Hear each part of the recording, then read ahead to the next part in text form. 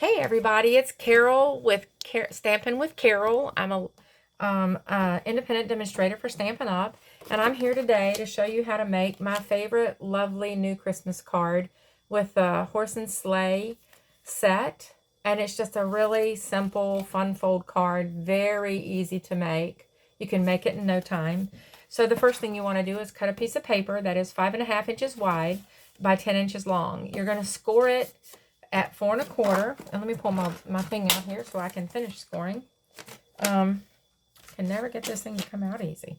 All right, so 4 1/4. Then we're going to flip it over and score it at 8 1/2. So 8 1/2, and then we're going to go down and we're going to cut. Oh, I hope I did that right. At 9 1/2, not cut, score it 9 1/2. Oh, and I cut it. Okay, let me get another piece of paper. I'm not having a good day here today, it seems. And I don't know about you guys, but when it starts going wrong, it seems to never quit. My video just doesn't want to work for me. So we're going to cut this at 5 1/2. So now you see from the beginning. So this is the original cut, 5 1/2. And then we're going to turn it around, and we're going to score at 4 1/4, and that's going to give us our first fold. And then I'm going to flip it over, and I'm going to, I hope I did 4 1/4. I'm like losing my mind. I'm pretty sure I did. 4 1/4. Come on, paper, come on. Okay, then we're going to flip it over and do 8 1/2, which of course is 4 1/4 twice. All right, so that's your card base. And then we're going to go up to 9 1/2 and score it again. And then we're going to go to 10 1/2 and cut it. And that's the last cut for this. So then we're going to fold to the bumpy side up here on this one and to the bumpy side here. So that's why I flipped it over, so you get your folds in the right place, because they fold better that way and much more straight. And so that's your card. That's your base right there. And of course, we need to take our bone folder, and I have several here somewhere. Let me grab something. I'll just use this. And we want to make sure that we score these well, because it makes them fold and sit properly. So then we're going to do this one. And then we're going to open it up and do this one. We want to make sure we get a good hard fold. Of course, got to move it around a little bit. I should move my cutter. All right, and that is our card base. Now, the first thing we're going to do to our card base is we're going to attach the cut paper. So this is for the back, so you want to flip it over or open it up. And I'm going to use just tape because it's the quickest and simplest. And we're going to attach this piece. Now, this piece is going on the 4 1/4 by 5 1/2. So this is 4 inches by 5 1/4. And it goes on the back like this. And it's really easy. And then we're going to flip it over. And this piece is 4 1/4. This is our main front piece. And this is 4 1/4, 4 by 5 1/4. I'll get it right in a second, guys. I've been having too much trouble today. I need to go to bed and get back up again. And I'm going to put this on just like this. And again, we're just going to center it on this front piece. And this is our main design. And there we have it. There's the front and the back of our card. So quick and simple. And then we're going to take this piece, was from the side over here, and we're going to attach it to the back here. And it seems it's a little bit longer than that piece, so I'm going to cut it to match, which would be 3 3/4, I believe. But I might have done 4 on that. I can't remember. I'm going to grab a ruler. And it's funny how you forget what you're doing sometimes and cut them without making your, it's 3 3/4, without making the proper measurement. All right, so now we're going to stick that down to give the back a little bit of decoration. And I stick it right on the edge, right like that, and that's done. Then it's somewhere for you to write or sign. Then we're going to turn it over, and we're going to unfold this. And we have 2 3/4 inch pieces to go on these inch-long sides. And Yeah, so I'm looking, where did I put those, right? It's one of those moments. They got to be right here, though, because I just cut them all and stuck them up here. But, of course, I have lost them. No, I can't have. Okay, well, I'm going to find them in a minute. But the next thing we're going to do is we have one of the Open Horse and Sleigh. This is stamped and cut out with the die cut. It's just so wonderful. This is how it comes. I cut them out, and then you just punch them out with this, and it's just perfect. It's just perfect. But then you want to color this. So I'm going to put my little silicone sheet under here, and I'm going to start with this light Starry Sky, if I can get it open. I have such a hard time. Anyway, and I like to do them kind of from this angle, and I'm just going to color it. And these are alcohol ink markers, which are so much fun to color with because they lighten as they dry. And I also have a dark Starry Sky, and I will go back and put a little bit of dark in this, and you'll be amazed at how pretty it gets before we're finished. So we're just going to color this in. I try to be nice and gentle, but you know, when you're doing a video, it's kind of hard to be perfect. Of course, I've never been perfect. I'll grant you that. But there's our light Starry Sky, and we're going to put the top on that, and we're going to get the dark Starry Sky and come in. And I usually do the dark on this little rim here, and even though you can't really probably see it so well in the video, it really is darker, and it really brings a lot. And then I put just a little bit down this edge here and around this corner and run over like that sometimes. And so you already see that light, you know, coming back. So I'm going to take the light in again and just kind of blend it together. And it just, to me, it's so rich and pretty. Absolutely so rich and pretty. So we're going back with the light and pulling some of this in to help blend it. A little bit right here. And I usually leave the centers a little bit light. That might be a bit much. Okay. And that's all for that. That's all you do. And, well, you know what? We need to paint the horse's belly band. So how about we do that in the blue also? I usually do it in red, but we don't have any red on here. So why not do it in the blue? And go very easily. This won't be my best coloring job. And I'm going to go over this black as well. So just very easily. And I am using the wide one, which is very easy to control, believe it or not.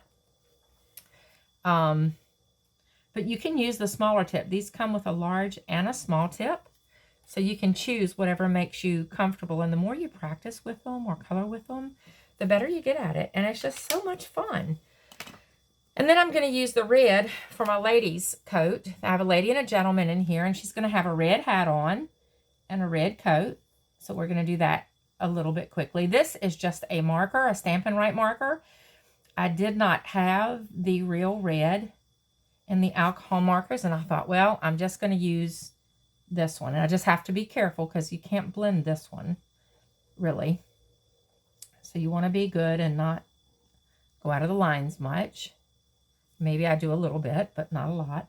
And I'm going to go ahead and do her collar and her muffler, just to make it easier. All right. And then I chose this, this is Light Pebble Path, and I'm going to do our gentleman in the Light Pebble Path. Everything but the ball on his hat and the rim. Give a little bit of contrast, and maybe I will, I think I have the dark one out here too. Maybe I'll do the middle of his coat in the dark just to give it some, yes, just to give it some difference. And believe it or not, when we finish coloring this and putting it on, I've got other things already done. We're almost finished with this card. And then I had, I'm pretty sure, well, am I putting that on wrong? No.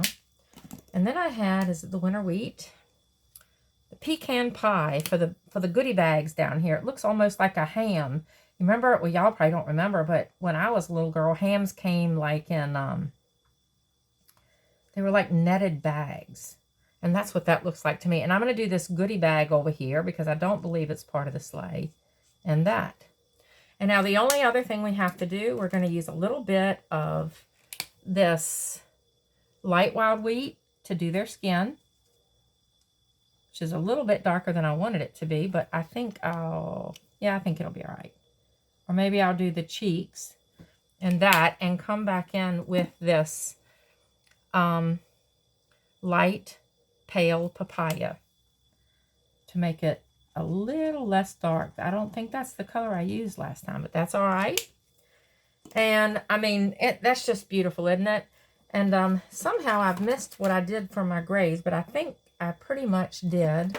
Here's a gray and there's a gray. So we're going to start with the light gray for the horse. I have gray horses, so I chose to color the horses gray. And this is probably a little darker than I'd like it to be, but it came out so pretty, I really couldn't complain. Because when I come back in with a little bit of coloring, it was just beautiful. So let's see, it won't take but a minute here, which is the beautiful thing about alcohol inks. They dry quickly, they color easily, and it takes very little adjustment time to where you can really use them. I know I tried to watercolor some on these because I wanted them lighter, and it really wasn't as pretty as the markers. I have to tell you, the markers really do a fantastic job. So, and of course, when you're hurrying, I don't think anything's perfect or that great, but sometimes when I hurry, I get an effect that maybe I wasn't looking for, but it's wonderful. And most of my gray horses have a light spot down the end of their face, so I'm not gonna color too much. I'm gonna leave them a little bit. And then we're gonna get the dark pebbled path. And I go for the, for the underlegs. I didn't have to do the other one in light, I don't suppose, but I did. Because the bottom leg, the leg behind, is always darker with shadows.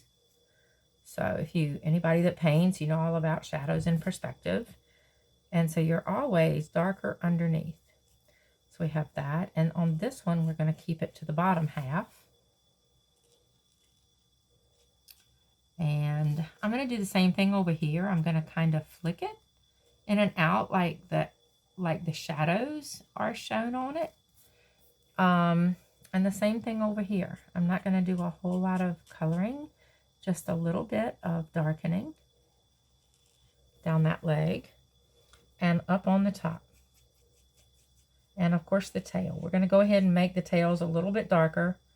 My horses have mostly white tails, and that's hard to do with markers. So we're just going to do the ears a little bit. And you see, you don't have to be perfect. It just works. And it's beautiful. And then we're going to come back in with the light and blend that stuff a little bit up so it doesn't look sharply done. And it just makes it beautiful, I think.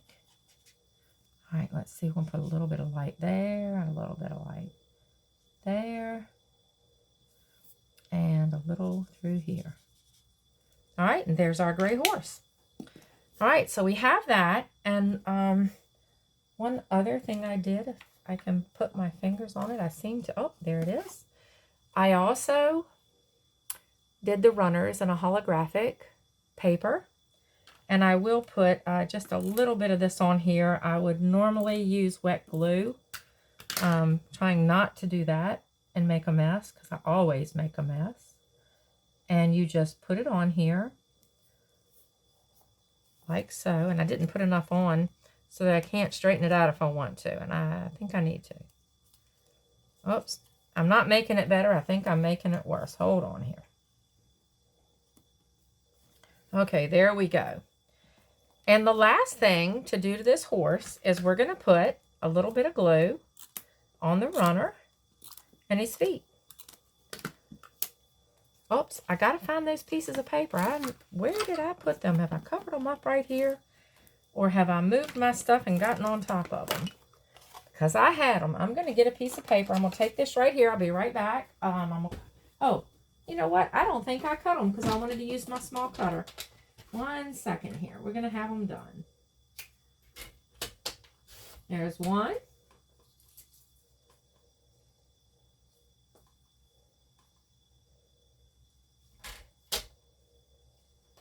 And there's two. All right. So now these have to be 5.5. I'm going to trim them. And then we'll be ready to go.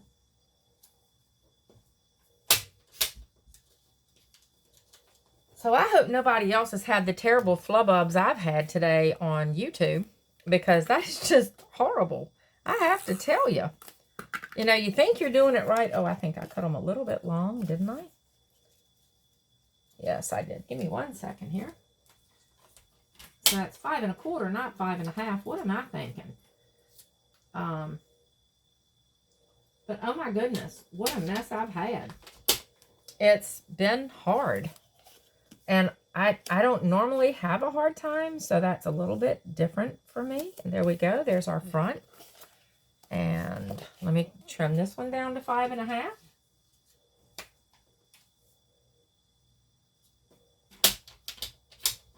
And later tonight or tomorrow, I will have the dimensions and the cutting directions and the supply list for this on Facebook.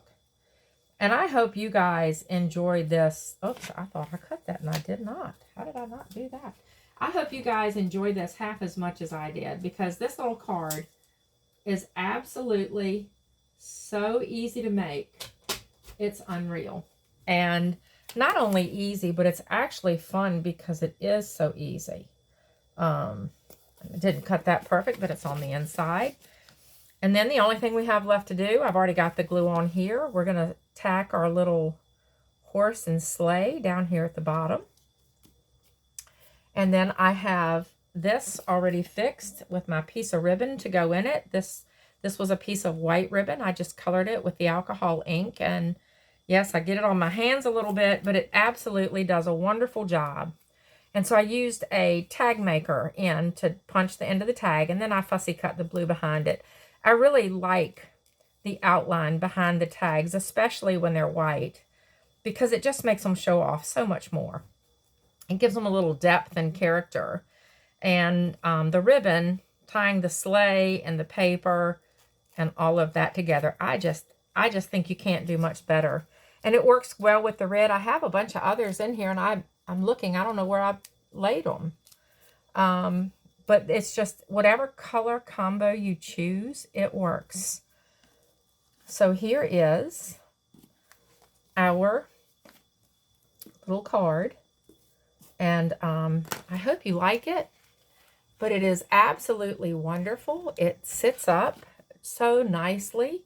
So when you want to show people, you set it up and it just shows. And the little fox is creeping out. You can also add some other die cuts. There is a die cut that's a bush, and I have added it. It's in the other one that I had sitting here, this one. So if you look at that up there, you'll see that little bush with some glitter on it. I thought that did very well. It has little snowbanks you can cut out and put in. But the simplicity of this card, to me, just makes it one of the most beautiful things you can do. And this horse and sleigh paper, I think that's what they call it, it goes with this stamp set. It is just so pretty. It has, and I don't have a lot of it left, but it has the poplar trees from above, which I've seen some really neat things with the little rabbit stamp on that. It has a little deer with trees. And it has 4 of each of 12 designs. There's the fox. Here is this lovely house with lights, and that's beautiful, done with the red sleigh and a red paper. It's just absolutely wonderful. This is one of my favorites here, and I believe, no, that's not the one I did there. I have one of these sitting here with a green sleigh on a blue back, and I thought that came out beautiful as well. So it's just whatever you like. This is the backs. Let's see, turn it over. There's another one. That's a label I made. Here is a row of trees and an old fence, and you wouldn't believe how beautiful that makes a card. And here's another one. That makes another beautiful scene with the horse and sleigh going over it. And this is just like, I guess a frozen lake is what it looks like to me, kind of, or a field. It's just beautiful. And then we have this big tree, and I've seen some really great things done with this. I'm gonna play with this one some more. and more trees. And the green looks beautiful on the blue, which is Pebble Path. What I used was Pebble Path, I think. I'm sorry, Starry Night. And there's another of the poplar trees. And I think I'm actually missing a sheet or two because I've already used them all. Here's a piece of one with a little red barn. That one's beautiful, made into a card also with a red sleigh. And other things, if you guys have grandkids like I do, this is what my grandson asked me for. He's like, Nay, make me something. Stamp me something. So I stamped him some trees and a horse and sleigh. And he's all excited. We didn't have time for him to color it. He said, I'll color it next time. And he's coming back Tuesday, so I'll do it then. So anyway, I hope you enjoyed the cards. And I apologize for all the craziness on getting my video done. And this will be posted, so it won't be live. I tried to do a live and my camera cut off and I couldn't get it back on. But anyway, thank you all for watching. Please hit the like and subscribe if you'd like to see more. I am so very new to this and so very clumsy at it. And I would appreciate any comments. Please be not too harsh, but please be, tell me the truth. I mean, I know it's horrible. I'm hoping to get better quickly. And the only way you get better is by people telling you what you need to do, right? I mean, that's how it works. So please feel free to share with me your thoughts on what I can do better. And oh my gosh, I need a Facebook Live person to help me. It's just, that's hard for me. I've done it before a couple of years ago, but it was totally different this time. It wasn't the same. So anyway, thanks again for everybody coming to watch or watching the replay. And please, please comment. Let me know what you think. It is important to me. And if you'd like to get on my team and learn how to stamp and become a Stampin' Up! Demonstrator, I'd love to have you. If you don't have a demonstrator, if you have a demonstrator, reach out to them. It's a great company with a great product. I've been crafting all of my adult life and through my teenage years, but not with product. And I have to say that what sold me on Stampin' Up! Was the quality of the product. And they're pretty quick in getting it to you. They're very fun, friendly. It's great. I went to the 35 for 35 tea back in June, and it was just absolutely magnificent. We had Brian Pilling there from Utah, from the home base, and just great, great fun. A great bunch of ladies. You couldn't pick a better bunch of people to have fun with. So if you like to stamp and you want to see more, like and subscribe, and I'll see you soon. Thanks, and have a great evening. And this is Carol with Stampin' with Carol on Facebook. Have a great day.